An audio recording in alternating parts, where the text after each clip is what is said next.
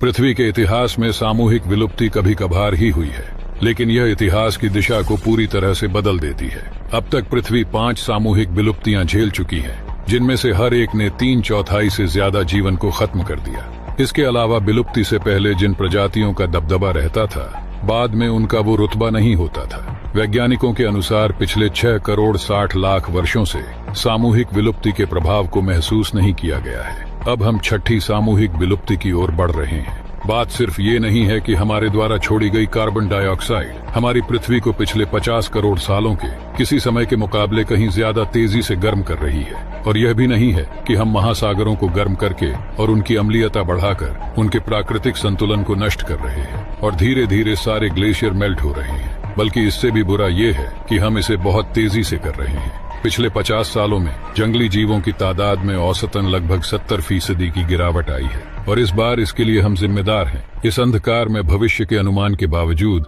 उम्मीद की एक किरण है। जिंदगी की 4 अरब सालों की कहानी में हम पहली प्रजाति है जो समझ सकती है कि हमारी दुनिया के साथ क्या हो रहा है, और हमें ये भी समझ है कि इसे ठीक करने के लिए क्या करना होगा। हमारी बुद्धिमत्ता हमें यहाँ तक लेकर आई है, और सिर्फ यही हमें बचा सकती है। हमारा और पृथ्वी का भविष्य अभी लिखा जाना बाकी है। अब हम जो कदम उठाएंगे उससे जीवन का अगला अध्याय तय होगा।